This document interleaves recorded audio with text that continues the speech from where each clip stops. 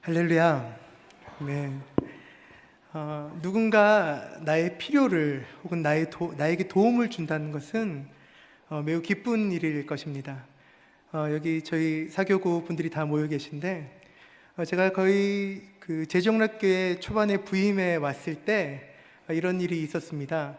구역 모임을 가게 되었고 그 구역 모임이 그렇게 많이 제가 경험해 본 것은 아니었는데 그런 상황에서 이제 구역 안에 이제 기도 제목을 여쭙게 되었습니다. 이게 기도 제목을 여쭙고 저는 당황할 수밖에 없었습니다.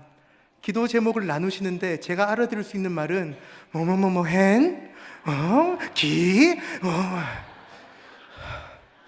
수첩에다 기도 제목을 받아 적고 싶은데 받아 적을 수가 없는 겁니다. 근데 저희 참 사교구 저희 권사님들 참 지혜로우시고 또 눈치가 빠르시거든요. 당황하고 있는 저를 딱 보시더니 옆에서 하나하나 번역해 주시기 시작하셨습니다. 오늘 그래서 그랬답니다. 이렇게 하나하나씩 설명해 주셨던 것이죠. 그거 덕분에 저는 제 수첩에다 성도님들의 기도의 제목을 받아 적을 수 있었습니다. 그런 것이죠. 이렇게 누군가 나에게 도움을 줄 때 혹은 나의 필요를 채워줄 때 참 기쁘다라는 것입니다. 진실한 속이는 마음이나 그런 것 아니라 진실된 마음으로 다른 사람들을 돕고 혹은 그렇게 섬김을 받을 때 너무나 행복하고 고마운 일이라는 것이죠. 오늘 우리가 읽었던 말씀 갈릴리 가나의 혼인잔치는 하나님께서 우리의 필요를 채워주시고 또 우리의 필요한 것들을 해결해 주시는 예수님의 모습을 만날 수 있습니다. 이스라엘의 중심지가 아니라 저 한쪽 구석의 작은 마을에서 예수님께서 오늘 최초의 기적을 보여주십니다. 요한복음 2장에서 하나님의 일은 사람들이 곤란한 일을 당했을 때 그 필요를 채워주는 것임을 알려주고 있습니다. 그런데 이 하나님의 채우심은 일반적인 것이 아닙니다. 그것은 오직 주님만이 하실 수 있는 일이라는 것입니다. 세상의 그 어떤 것들을 초월하는 그 능력으로 무엇을 어떻게 우리에게 채워주셨는가? 오늘 말씀은 그것을 이야기해주고 있습니다. 예수님께서 나다나엘을 만나고 대화를 나누신 지 사흘 정도가 지났다라고 합니다. 이동거리가 짧지 않은데도 하루길에 가기 쉽지 않았겠지만 예수님께서는 지금 갈릴리 가나에까지 오셔서 결혼 예식에 참여하고 계십니다. 예수님이 오늘 가나에서 혼인하는 이 가정과 어떤 관계에 있는지 모르지만 예수님과 그의 가족, 심지어 제자들까지 거기에 함께 초대를 받았다라는 것입니다. 오늘 말씀 3절에 이렇게 기록되어져 있습니다. 포도주가 떨어진지라. 어머니 마리아가 예수에게 말씀합니다. 말하는 거죠. 저들에게 포도주가 없다. 지금 잔치 중에 포도주가 떨어졌어요 라고 그 어머니 마리아가 아들 예수에게 이야기했다라는 것입니다. 아마 예수님의 어머니 마리아도 이 가정과 꽤나 깊은 관계에 있었던 것 같습니다. 그러니까 그런 잔치에 포도주가 떨어졌다는 것을 금세 알아채지 않았겠습니까?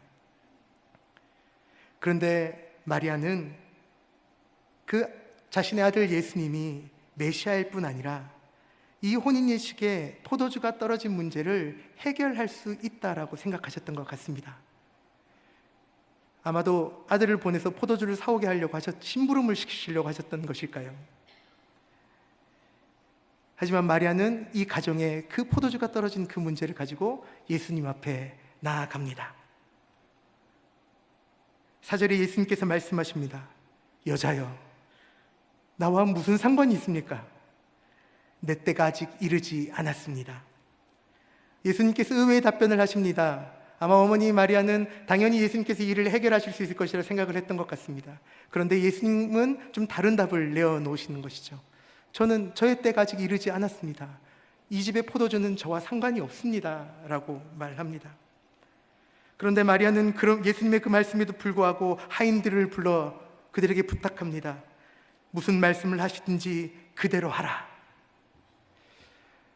역시 예수님도 엄마를 말릴 수 없었던 것 같습니다. 엄마를 말릴 수 있는 아들이 없는 것이죠. 저도 그런 아들인가 봅니다. 아들을 향한 사랑과 메시아이신 주님에 대한 믿음을 가지고 있었던 것 같습니다. 예수님은 하나님의 아들로, 그리고 인간적으로 마리아의 아들로 길고 오랜 침묵을 깨시고 마리아가 불러놓은 그 하인들에게 말하십니다. 어떤 도구를 사용한 것이 아닙니다. 시간이 걸리지도 않았습니다. 거기에는 무슨 화려한 그래픽이나 특수 효과 같은 것이 있었던 것도 아닙니다. 자랑이나 과시하는 것도 없었습니다. 오직 예수님의 말씀으로만 행하셨습니다. 문제를 만난 가정의 부엌 구석에 그 종들이 물을 가져다가 항아리에 부었고 그 항아리에 있는 물이 포도주로 변화되었다라는 것입니다. 예수께서 그렇게 하라 하시니 물이 포도주가 되었습니다. 그리고 이 광경을 지켜본 제자들과 수많은 사람이 예수님을 믿었고 하나님의 영광이 드러났다 말씀은 전하고 있습니다. 나사렛에서 무슨 선한 것이 나올 수 있겠냐고 한 나다나엘의 그런 빈정거림에도 불구하고 전혀 주목받지 못한 작은 마을 갈릴리 가나에서 예수님의 첫 번째 기적이 나타났습니다. 하나님의 영광을 보았다라는 것입니다. 어디냐가 중요하지 않습니다. 그곳이 혼인잔치였는지 아니었는지가 중요한 것이 아닙니다. 그곳에 예수님이 계셨다라는 것이 중요합니다. 가나의 혼인잔치는 우리의 가정이 될 수 있습니다. 우리의 교회가 될 수 있는 것입니다. 우리가 살아가는 그 삶의 터전에 가나의 혼인잔치가 될 수 있습니다. 무엇만 있으면요, 예수 그리스도가 우리 안에 계시면 그곳에 기적이 일어나는 것입니다. 하나님의 아들 예수 그리스도는 조용히 결혼 예식에 참여하셔서 그들의 필요한 것들을 채워주셨습니다.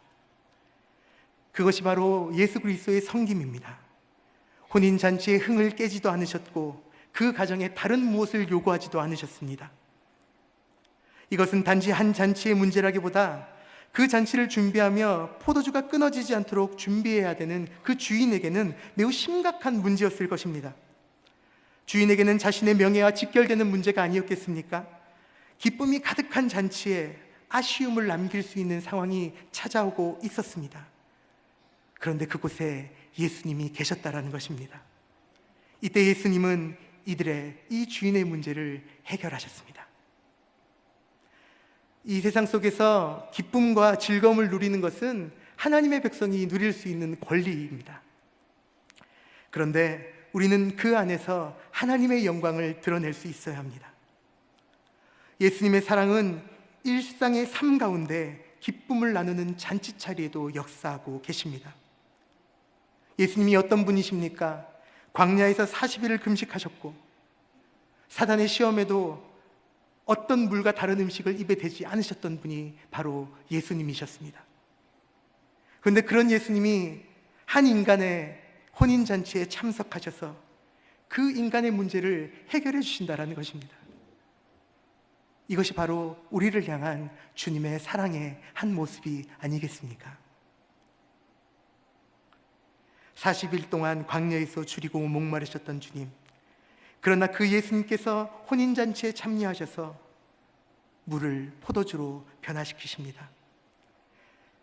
자신의 훈련을 위해서 40일 동안 처절하고 굶게 기도하셔야 했던 그 주님이 혼인잔치 속에 있는 사람들을 위해서 물을 포도주로 만드셨다라는 것, 이것이 바로 주님의 첫 번째 기적이라는 것은 우리를 향하신 예수님의 그 아름다운 사랑과 그 성품과 인격을 보여주시는 한 장면이라고 할 수 있습니다. 이 세상 사람들을 아끼시고 사랑하는 예수님의 마음은 물로 포도주를 만들어 주신 것을 넘어 우리로 하여금 하나님의 사랑을 보여주시는 한 장면이라는 것입니다. 하나님이 우리를 사랑하십니다.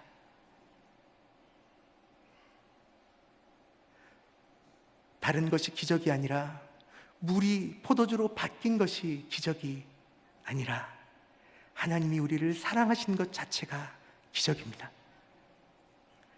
조나단 에드워드는 가나의 혼인잔치에 모인 사람들이 그리스도의 교회를 상징한다고 말합니다.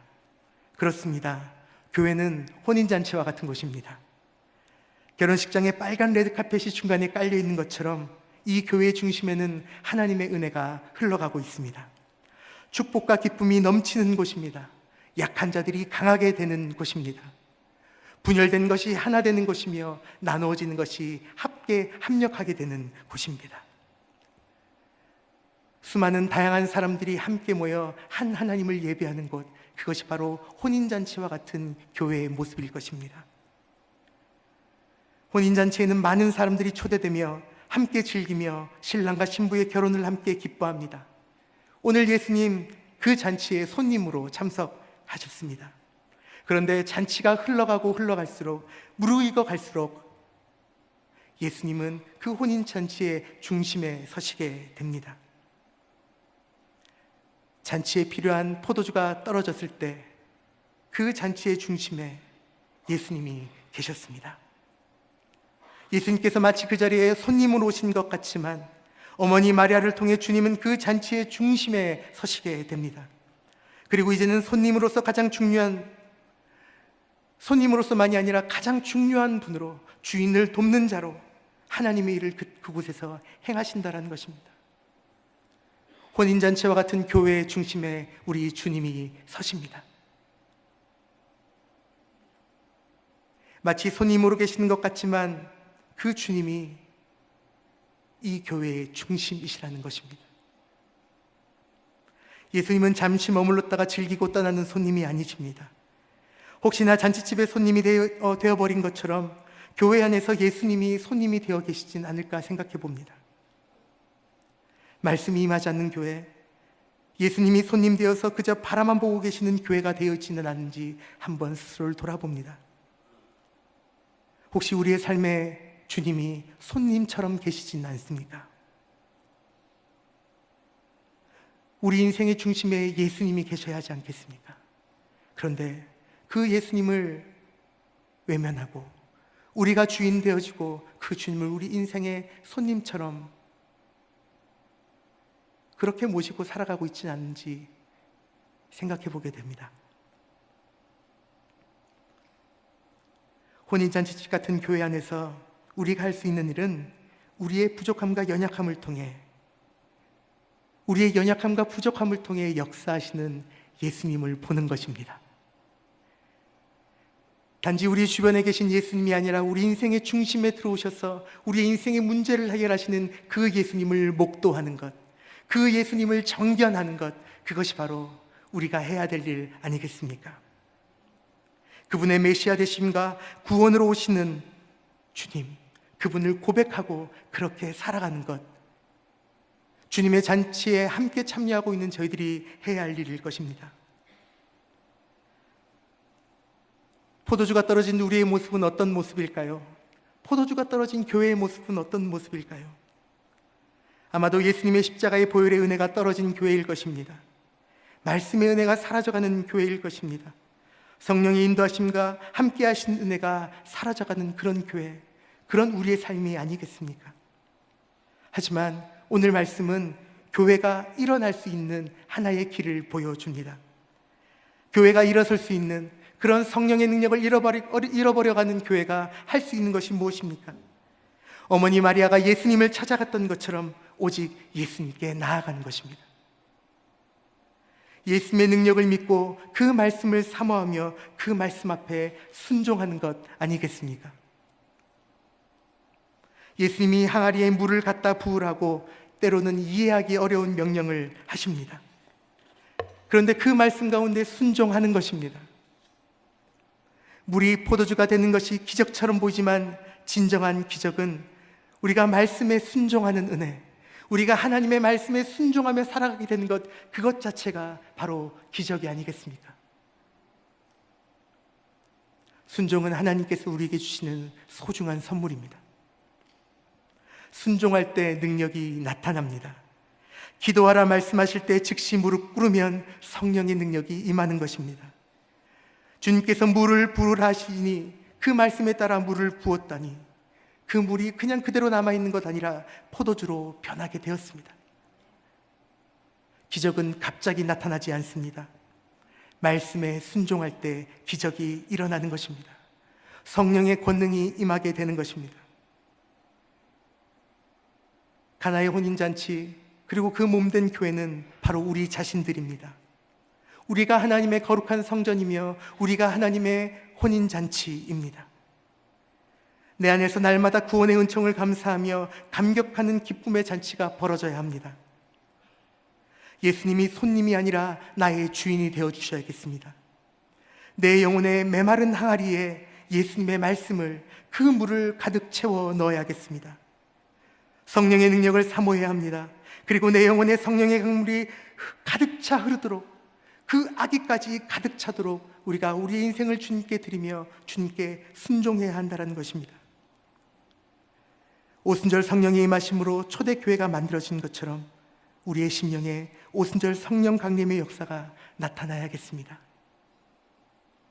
이전보다 더 좋은 은혜의 강물이 가득 차야겠습니다. 혹시 이 시대에 비어가는 포도주 항아리처럼 메말라가고 계시지는 않습니까? 실제로 교회들이 굉장히 많아졌습니다. 수많은 말씀이 넘쳐나고 있습니다. 인터넷을 한 번만 클릭해봐도, 핸드폰으로 조금만 클릭을 해봐도 수많은 말씀들이 우리 주변에 있습니다. 그런데 우리는 왜 더 목이 마를까요? 혹시 은혜가 바닥나가고 있지는 않으십니까?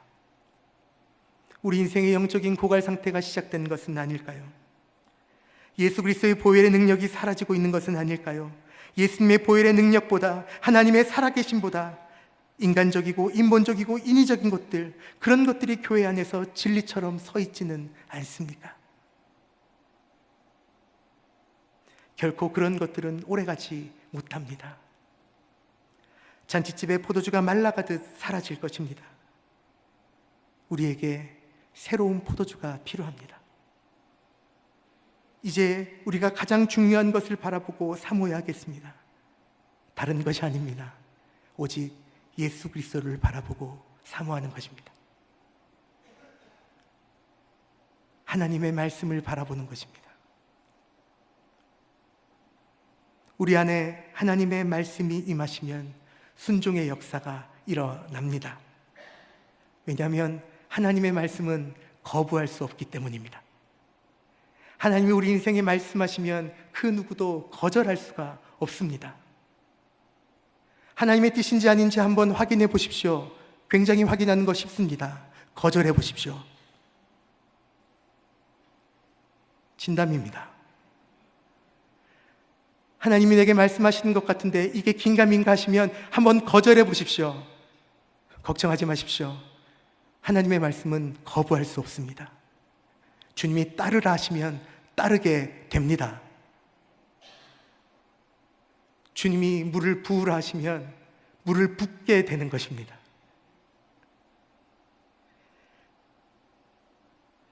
내 안에 하나님의 말씀이 임하시면 순종의 역사가 일어납니다.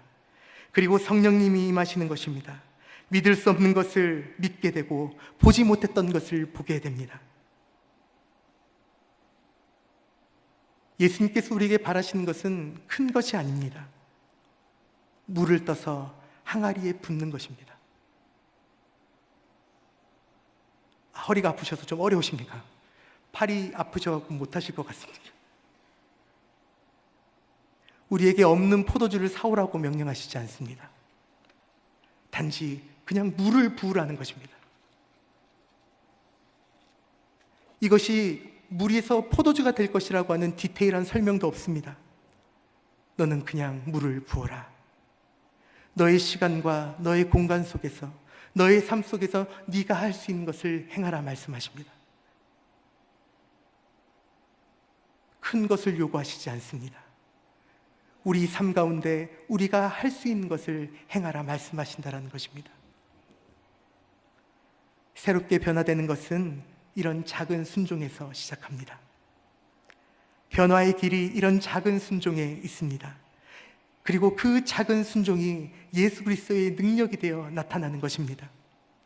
비록 우리가 연약하고 부족해서 하나님의 말씀을 온전히, 하나님이 말씀하시는 것을 다 행할 수 없을지라도 내가 나의 삶 가운데 내가 할 수 있는 나의 물을 그 항아리에 붓기 시작할 때, 한 번에 붓지 못하더라도 여러 번 나눠서 그 물을 채우기 시작할 때, 하나님의 은혜가 우리 삶 가운데 기적으로 나타나는 것입니다. 예수님은 그 어떤 세속화된 물도 포도주로 바꿀 수 있는 분이십니다. 비록 우리 안에 있는 것들이 연약하고 우리 안에 있는 것들이 타락해 있을지라도 우리를 변화시킬 수 있는 분이십니다. 이제 예수님을 손님으로 두지 않으시기 바랍니다. 예수님이 주인 되는 삶을 사시기 바랍니다. 우리는 종입니다. 주인이신 예수님이 저 항아리에 물을 부으라 하실 때 우리는 순종하는 것입니다. 그 순종 위에 기적이 일어날 것입니다. 내가 할 수 있는 한 나의 시간과 나의 공간 안에 내가 만나는 사람들 사이에서 예수 그리스도의 말씀으로 채워나갈 때 초월적인 기적이 우리 삶 가운데 나타나실 것입니다. 하나님의 영광이 모든 것 가운데 임하게 될 것입니다. 깊은 데로 가서 그물을 던지라 하시는 예수님의 말씀에 순종했을 때 만선의 기쁨을 누립니다. 중풍병자가 나았고 문둥병자가 깨끗해졌습니다. 심지어는 무덤 옆에 돌을 걸려놓고 나사로야 나오라 하셨을 때 그 예수님의 말씀을 들은 나사로가 배로 동인 채 그 자리에서 나타나게 됩니다. 우리의 부족함과 결핍을 채울 수 있는 분, 우리를 채울 수 있는 분은 오직 예수 그리스도 분입니다. 말씀을 정리하려고 합니다. 주님께서 하늘의 보좌를 버리시고 보잘것없는 우리에게 찾아오셨습니다.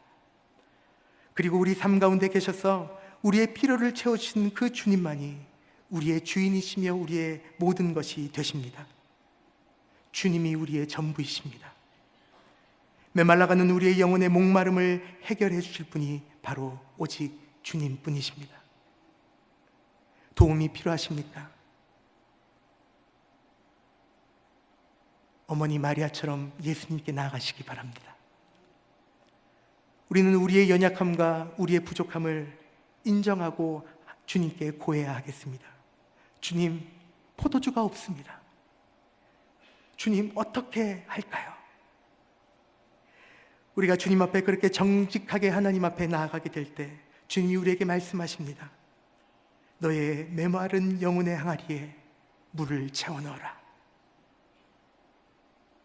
내가 그것을 포도주로 바꾸겠다.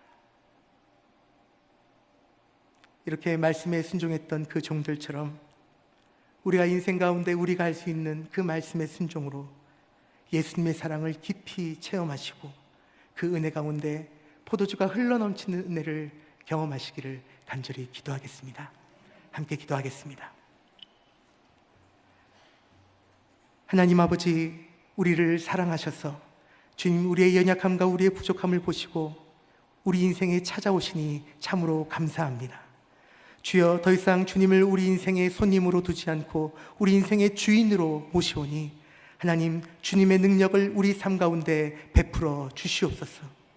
하나님, 특별히 이 시간 주님께 우리의 삶을 맡기며 나아가는 모든 우리 사교구의 구역 식구들과 또 함께 이 자리에 모이는 모두 거룩한 이 성도들 가운데 하나님, 우리가 주님의 말씀에 작은 것들 순종하며 나아갈 때 우리 인생의 물이 포도주로 변화되는 그런 풍성한 은혜를 경험할 수 있도록 주여 우리를 이끄시고 인도하여 주시옵소서.